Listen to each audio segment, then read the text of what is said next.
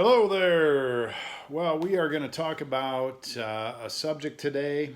I like to talk about subjects related to small business, picking, eBay, some of the experiences that I've had in business. I like to do that from time to time.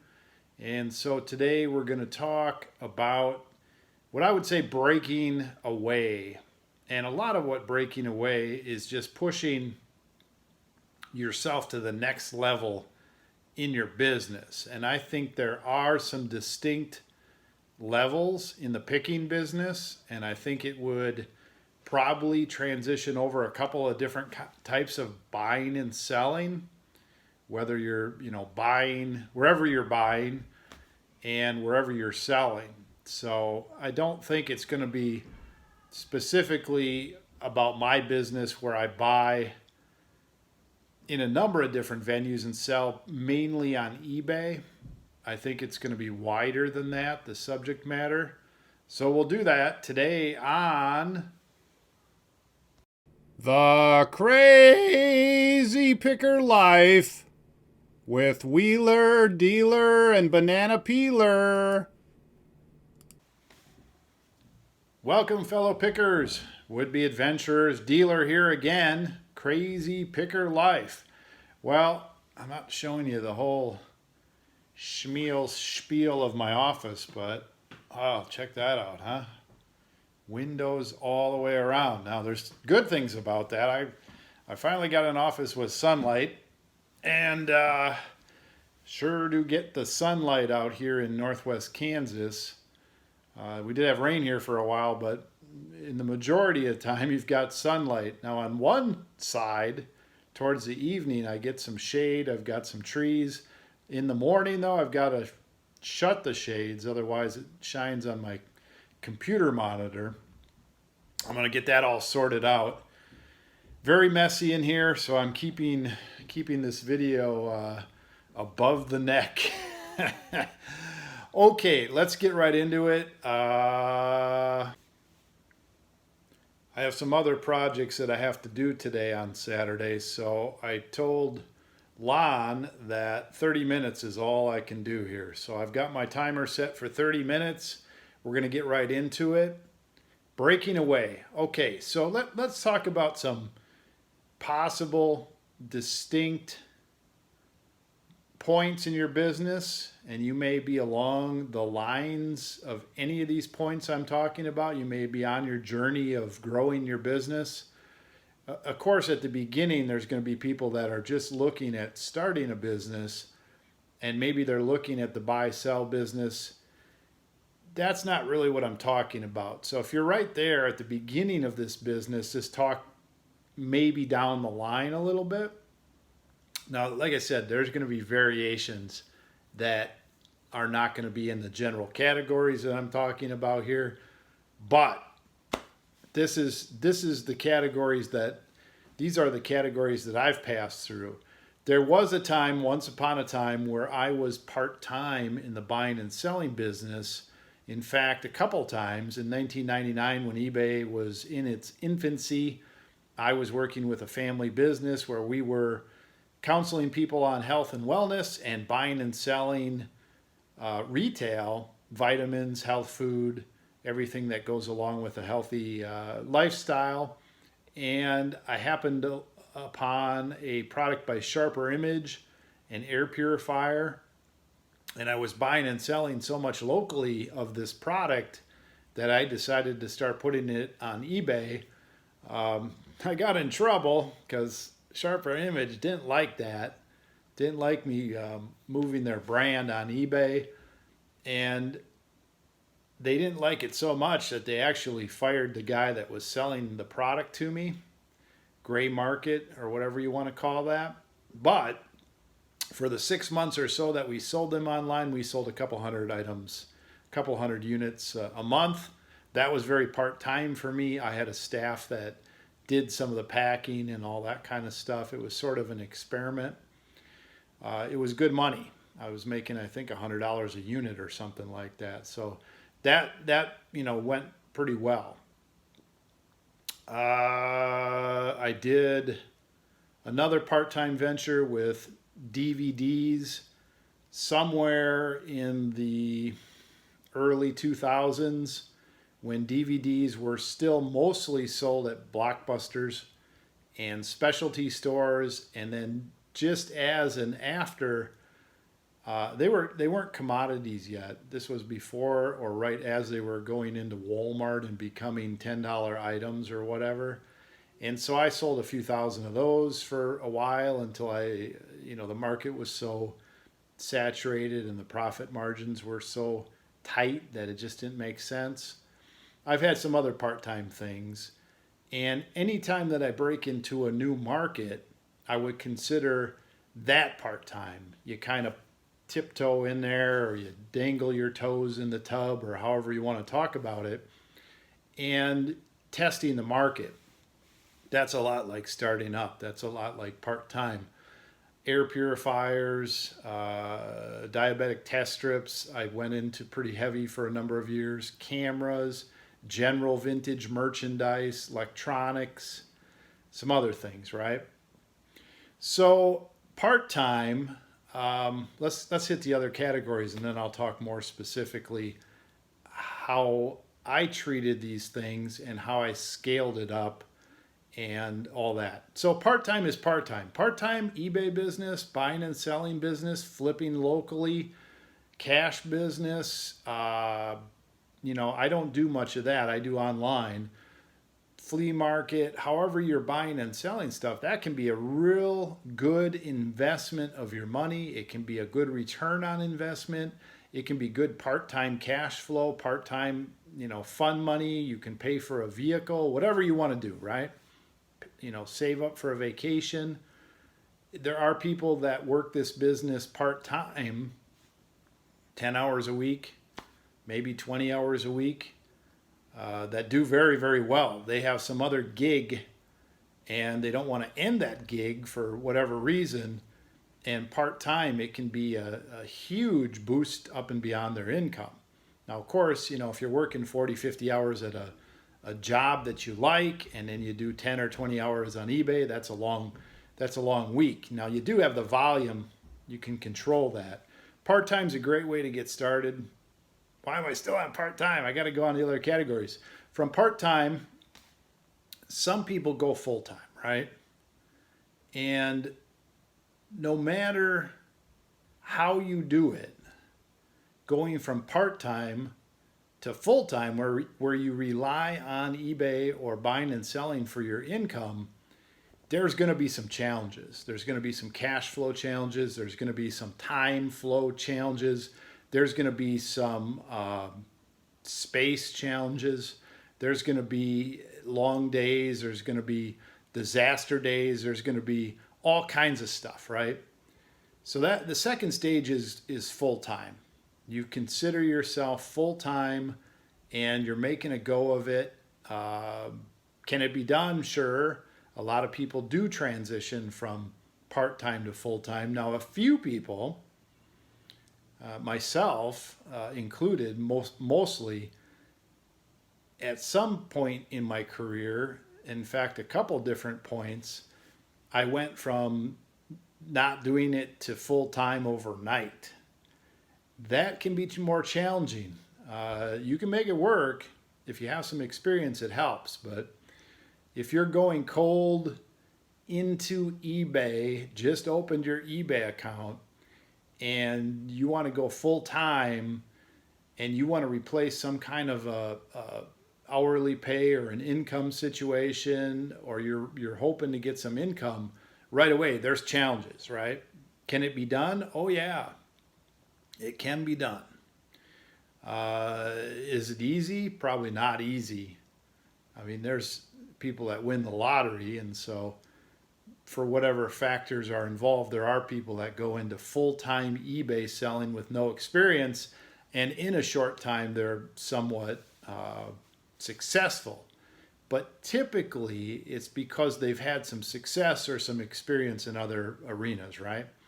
Okay, so we've got part-time, we've got full-time, trying to make an income, making an income. Maybe you've replaced your income. Maybe you're doing really well. Maybe you're happy there. One person show, right? You're running the show. You're buying, you're selling, you're packing, you're picking, you're sourcing, you're answering the questions, you're doing the book work. There's a lot of people that do that. Now, a lot of people burn out. Or if you're like me doing it all alone, there's some of this, right? There's like, woo, and then there's whoa, woo. So I've been there, right? So what's after that? Well, what's after that is or can be building an actual business that would operate without you. So part time, full time, I'd like to just call the third category a business that runs without you and you're actually building an asset. Okay. I mean, there's books out there, the E Myth, there's a whole bunch of stuff out there that talks about different stages of businesses. Obviously, if you look out there in the real world, there's the person out there that's, let's say, doing carpet cleaning all by themselves, one truck, takes the jobs, da da da. Then there's the people that do the carpet cleaning where they have maybe themselves doing the carpet cleaning. Maybe they've hired somebody to do some advertising. Maybe they have somebody answering the phone and booking jobs. Maybe they have an apprentice that helps them. Maybe they have a second truck, okay? And then there's the person that has 10 trucks and a staff in the office, a couple people that books jobs and does the advertising and orders the supplies. And then, they come in and out of the business as they want, or not at all, not very often. That's an established business that runs without you. I'm going from part-time to full-time to an established business that runs without me. It's a family business. It's not that I don't want to be in the business. I am creating it though, so that I have the flexibility to come in and out of it as I please. Now, if I want to turn up the volume or make some extra money or change some things, or if I want to work in a certain part of the business, or if one of my kids goes on vacation or does something else for a while, I'll be in and out of there for sure. But we're creating it where there's flexibility. That's the ultimate flexibility that a business done correctly can provide, right? Good money, freedom of time. If you like the business a lot, like I do, you can maybe gravitate towards the parts of the business that you like. I like to make deals. I like to pick. I do like to make videos like this. I like to create systems that run without me, that run well, that have checks and balances. All that stuff is great when you can get to that point, but you got to go through the stages here because it's hard to create this in business if you have no experience running a business.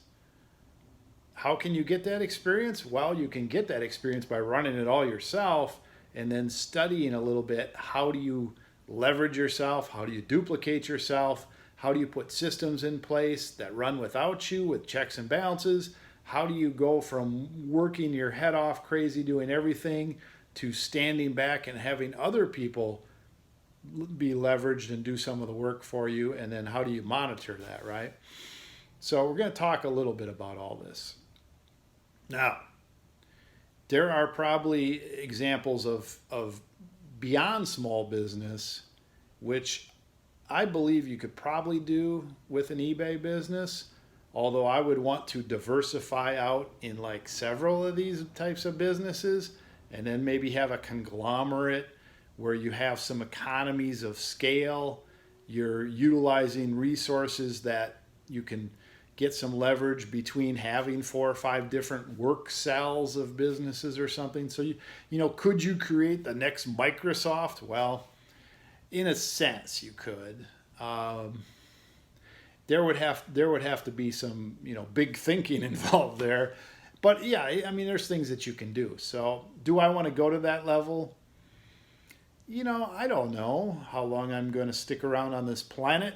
or I'm not sure how long I'm going to do this business, but let's say I'm around for 20 years more, I'll be 71, and let's say my kids are still into this and they start families and they want somebody as sort of a consultant when things head the wrong direction, or if they want to grow something. I mean, they're all smart kids. Maybe they won't need me. It's not like it's rocket science, but there may be. I have 6 kids. There could be 6 businesses. Maybe I'm just the happy-go-lucky consultant or something, and they could all be linked in a sense through me. Now, not all my kids are big thinkers. What would you call that? Overview, like looking at your business from a 10,000-foot ceiling and seeing all the workings and seeing what works and what doesn't, what needs improvement, what doesn't. Not everybody has that. I have some of that. Not all my kids do, so I'm going to probably encourage them to team up in some sense. And, when you've got different skill sets, that's good. If everybody has the same skill set, well, I mean, that does work in some scenarios, but you need somebody guiding the ship. You need somebody watching out for the shore. You need people that are pulling on the oars. You need somebody on the rudder. You need somebody on the guns and up and down the, sails and all that stuff. So all jobs have to be done. They're all important, and everybody does those things. Okay. 14 minutes on my clock here. What happened to my camera? Well, I'm using my phone. The short story is I've made these vlogs for a long, long time on and off. And twice I have bought and sold a really nice Canon GX blah, blah, blah camera setup. And I bought it so well that when I sold it, I lost $0. So when I got to the end of a vlogging period and I'm like, I just can't vlog anymore for a while. I need to, retool some things or whatever. I sold it. Didn't lose any money. Why have it sitting around? You don't see that you're going to be vlogging for a while, maybe never. And then you come back and you're like, hey, I like to vlog. I like to vlog when I like to vlog. I don't want to vlog every day forever and ever. Some people say vlog once a week. I vlog when I want to vlog, and it just all comes out. And when I'm done, I'm done. Just how it is. So who knows how long I'll go. But I probably will buy a camera, which means I'm probably in for a while.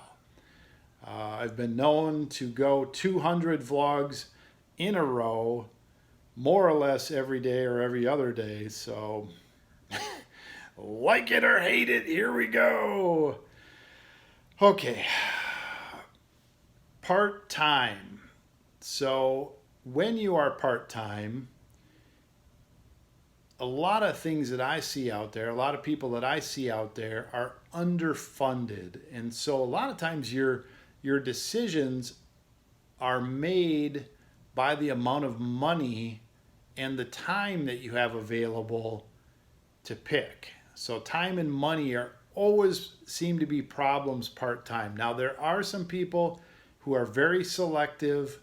They know what they're doing, and part-time is more of a scale down of if they went full-time. In fact, there are some people out there part-time that probably are very, very specific in what they're doing, their smartness level, they have plenty of money, they know where to go, and they just pick the right stuff, the low-hanging fruit, and they can make 50, 100, whatever dollars per hour if you take their time and average it out, because they're really focused on what they're doing. There are people out there like that. I could name names, I'm not going to, but there are. When I go on vacation sometimes, that's how I am. I go out for fun.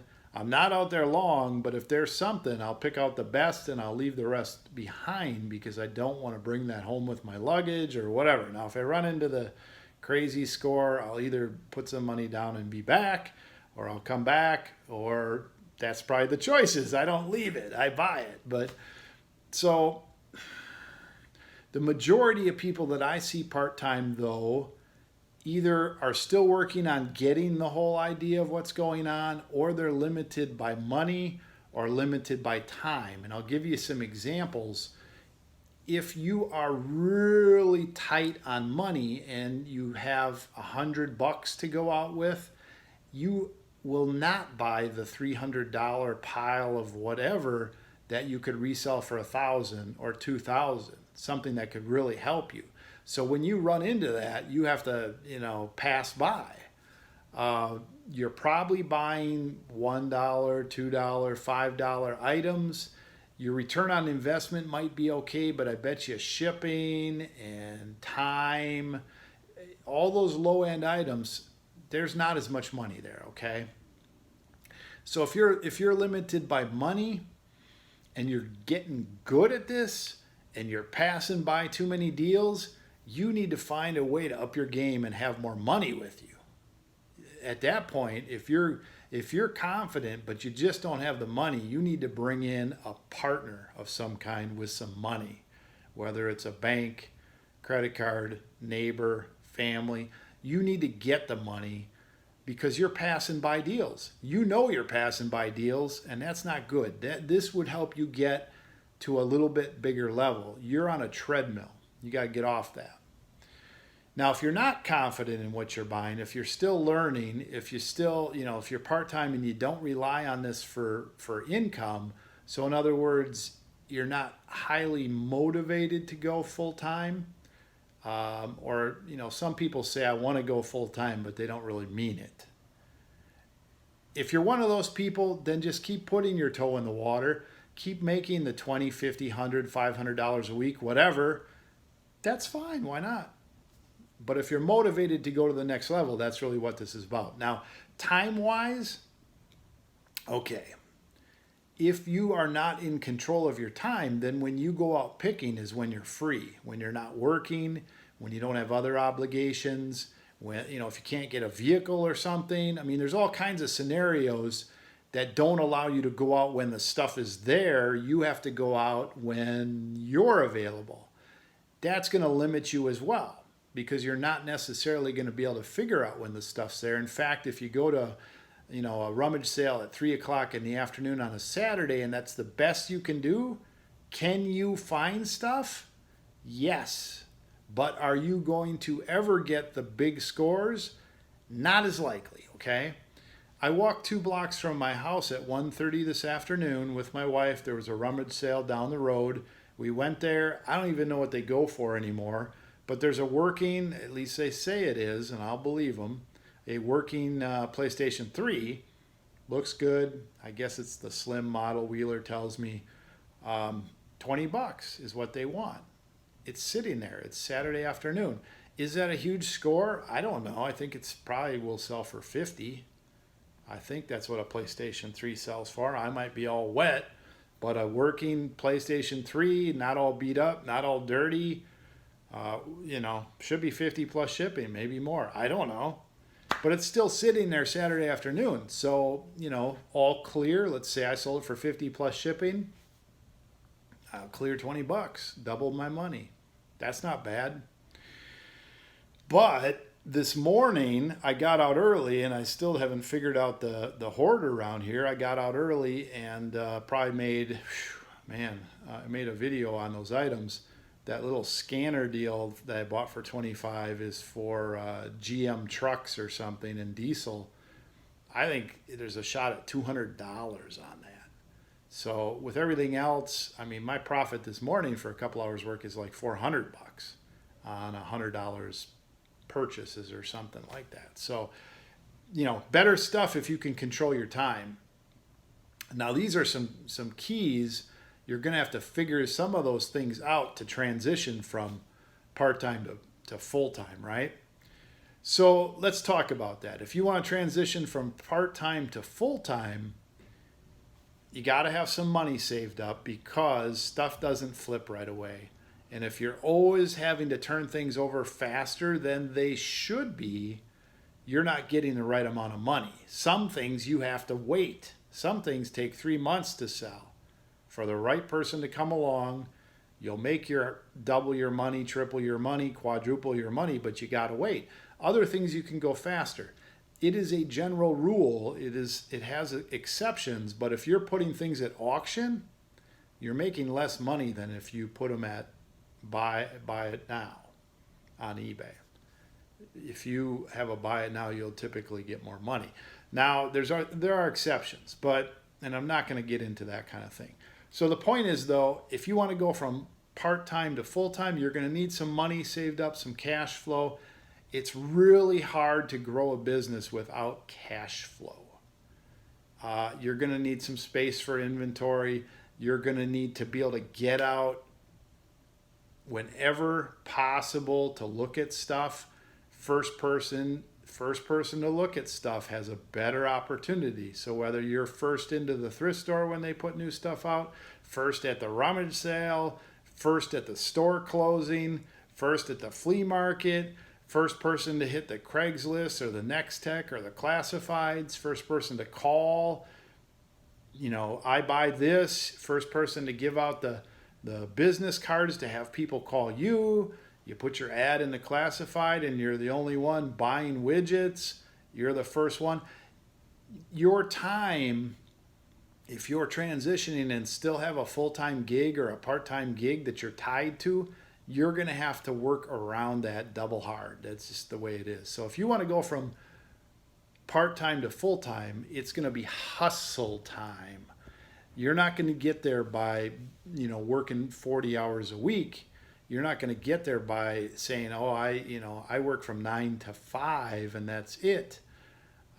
You're going to have to do whatever it takes.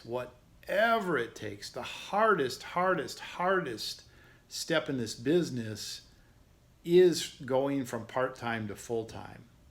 Personally,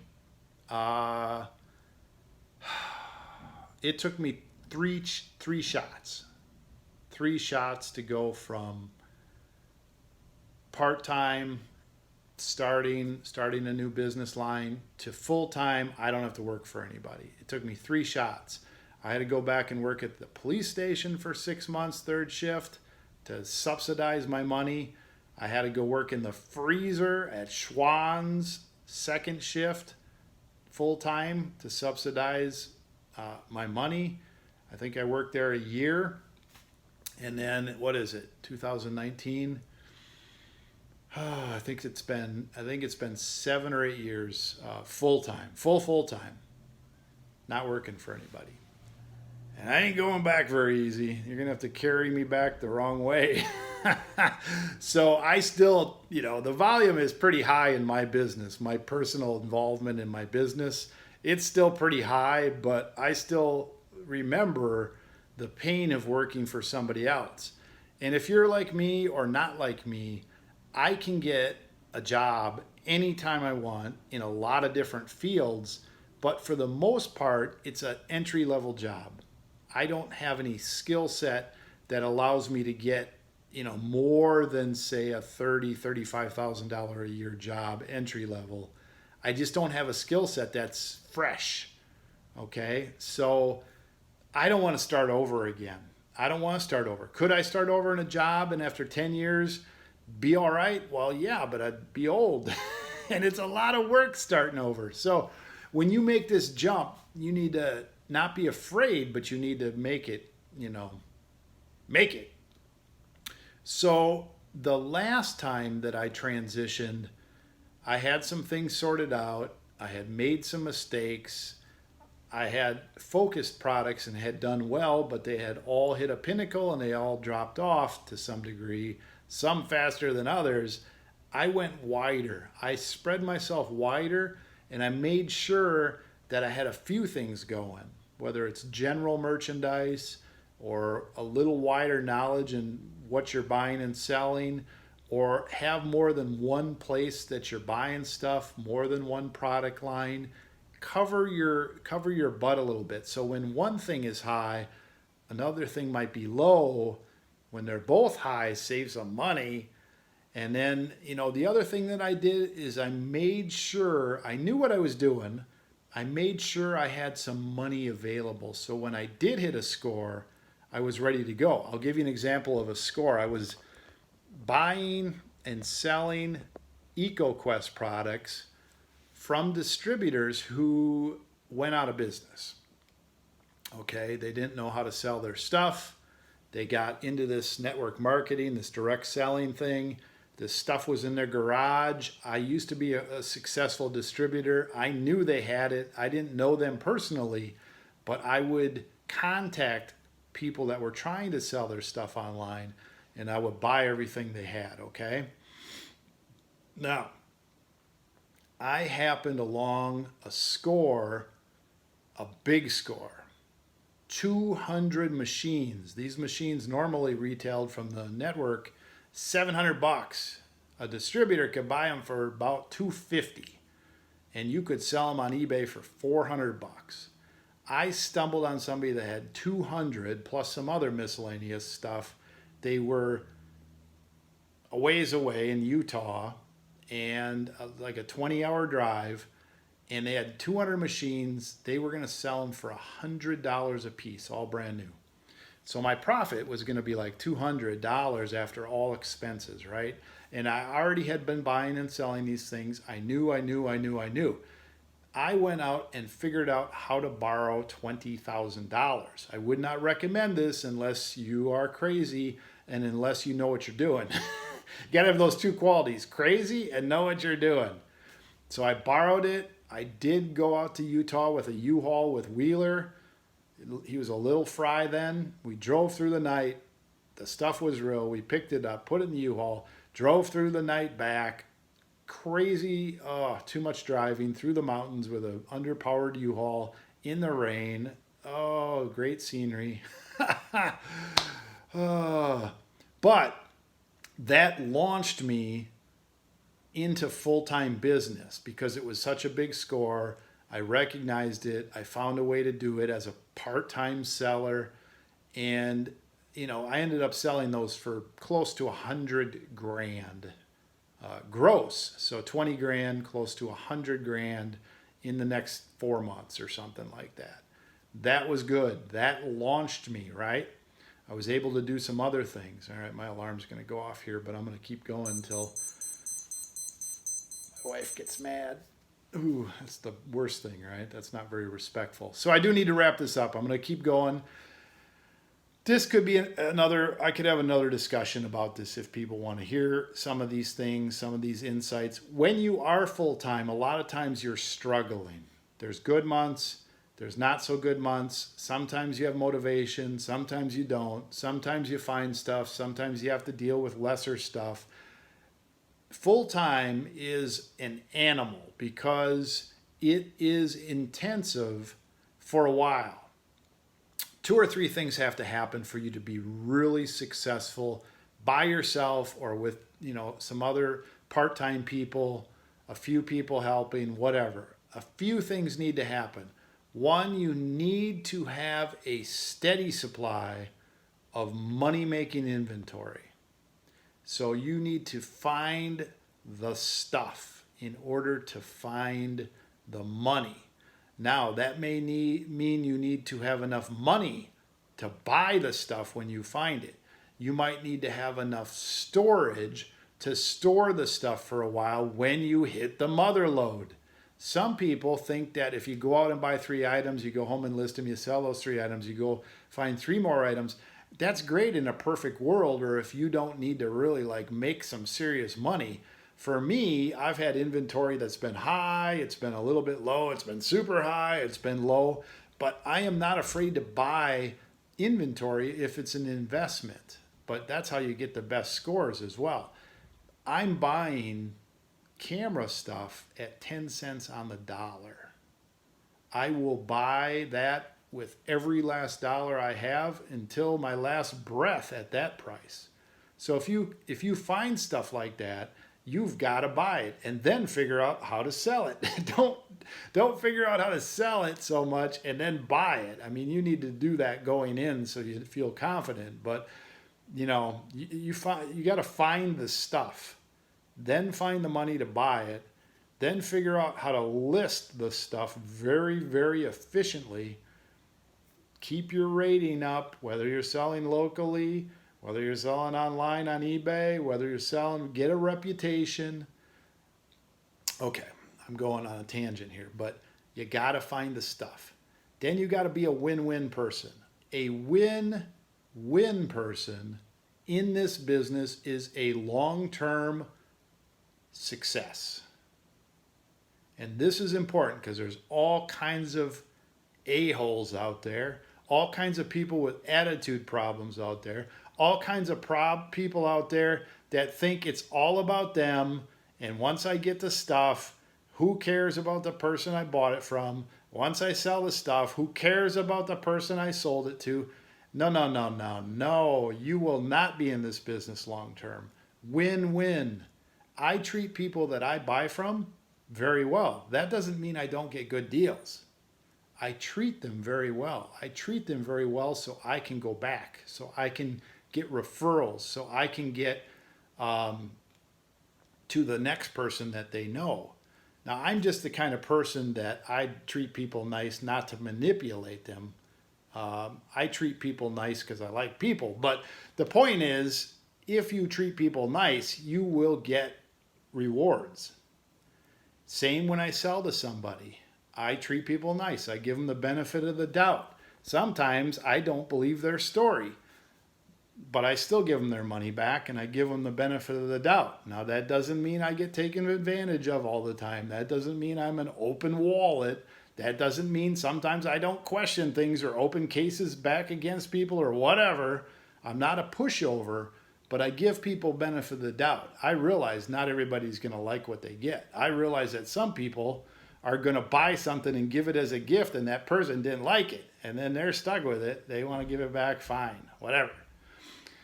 Win-win. So find the stuff, find out how to buy it, find out how to store it, find out how to list it. Well, good stuff, best stuff. Keep looking. Lots of ponds. Don't lock yourself in. Then win-win. And then the third probably is take care of yourself. Because if you aren't in good health, mental, physical, spiritual, you will not make it as a small business owner. You will not make it. You will not make it through the highs and lows. You will slowly do one of these or even fastly. Burnt out. How do you take care of yourself? Well, that's a whole new subject, right? But the point is you got to be in this game long term. So, figure out how to have good relationships with those people around you. Figure out how to get out and do some exercise, eat, drink, breathe, good stuff enough so that you feel good if you can. Cut out some bad things, do what you got to do. Spiritual's important. I'm not going to get into that specifically, but basically a win-win with you and everything you're all about. You got to do that if you want to be around long term. Those are probably my 3 hints on how to succeed if you're full-time in this business and, let's say you're making $1,000, $2,000, $3,000, $4,000 net take home a month in this business. If you want to succeed more than that, you're going to have to master those 3 things. If you want to average more than that, if you want to maximize more than that, if you're making $1,000 a month net and you're all maxed out, you need to look at these 3 things. $2,000 a month and you're all maxed out. Well, you're not finding good enough stuff. You're not buying all of it when you need to. You're not listing it enough. Win-win. Work on the win-win. I get lots and lots and lots of leads. I got 3 leads for cameras today. I got so many leads for cameras and camera stuff. Good grief. You don't have to be in cameras. That doesn't have to be your specialty. Whatever your specialty is, whatever you sort of stumble into and all of a sudden you're like, wow, there's diamonds everywhere. Win-win. You'll get more diamonds. And then, the wellness thing. I just moved my house and I have to admit I need to get out and walk and run and do some things more because I've hit a little bit of a low. I did all this moving and all this craziness. And then I found out my town now has 2 breweries. And I like filling my growler a little bit too much with the beer. So the problem there is you can get behind the eight ball. You can wear yourself out a little bit too much. Little too much NBA playoffs and growlers, right? So you got to take care of yourself. That's it. So what's the next step? And then I got to end this.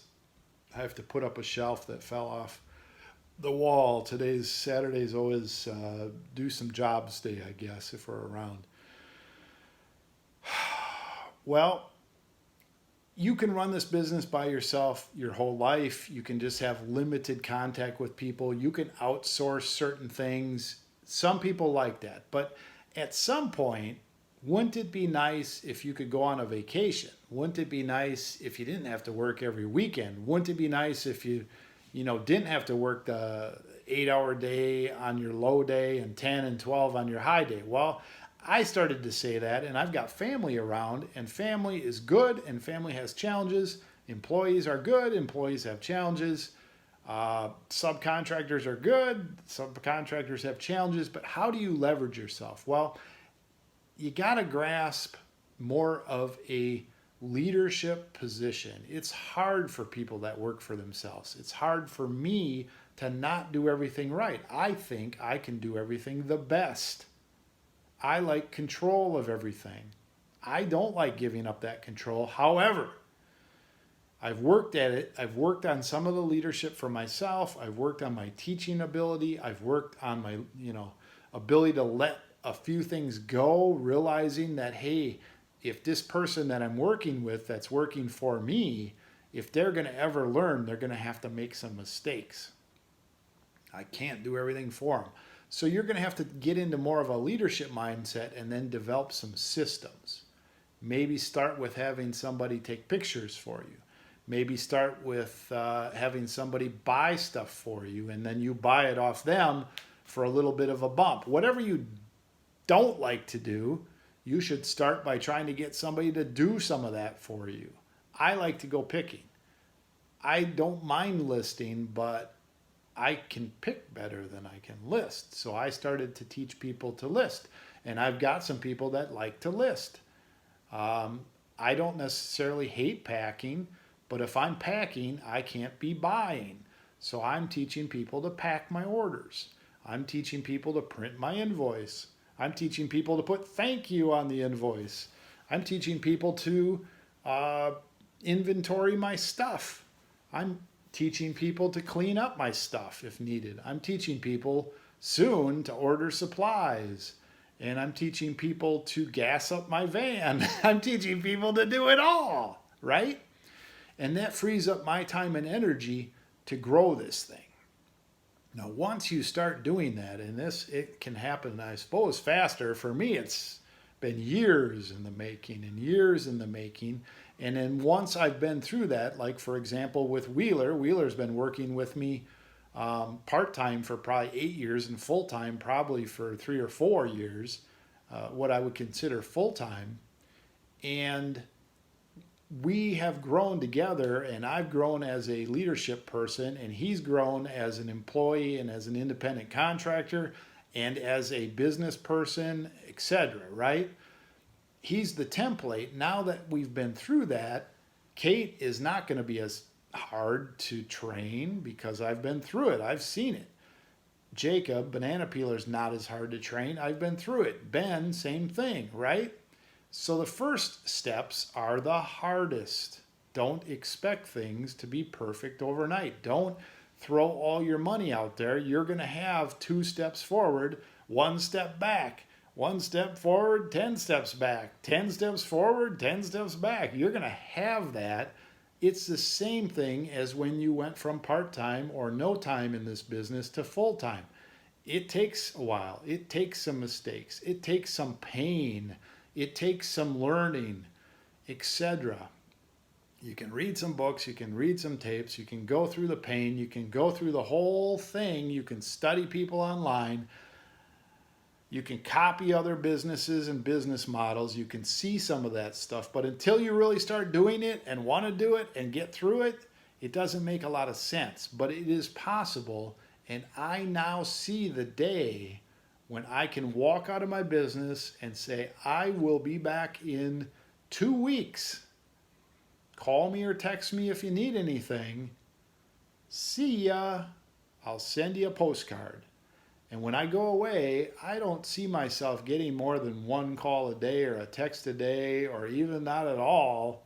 And when I come back in 2 weeks with my souvenirs or gifts or tan or whatever, I'm still going to have a business, right? And it's not like I'm going to go away all the time, but I do see myself traveling more with Lon and maybe the younger kids, etc. And I'll do some picking. And I won't have to worry about all the office back end. This can be you, but do not expect it to be free. If you want it, you have to pay the price. Pay the price. Step by step, day by day, week by week. There's lots of different ways you can build it. Now, maybe you'll be happy part-time. Maybe you just want to be full-time all by yourself or with limited help from other people. There is an advantage to that. If you're part-time, maybe you want to do something else, and this is just a supplement. Maybe you just have a locked-in market, and that's it. Things change, though, so it can go away. It can also take off. You never know. Full-time, like I said, you want to do that, that's fine. If you want to develop, there were times when I was by myself or me and Wheeler, I was like, I'll never get here. I'll never get where I can walk away for 2 weeks and come back and I still have a business. It'll never happen. I'm happy here. But I saw people that were doing this, and I saw some of the challenges, and I saw some that had perceived success. I saw some people that were doing it in other arenas. I saw some of the advantages. And now I know this is where I want to be. And that's what I'm designing. And that's what you'll see on this channel.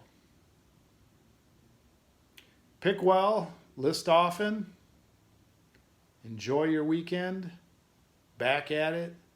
Monday-ish. Who knows when this will come out? Who knows what will come out after? Enjoy the journey. Pick well, list often. Dealer out. Found us. What? Are you following us around? Yeah. Why are these things following us? I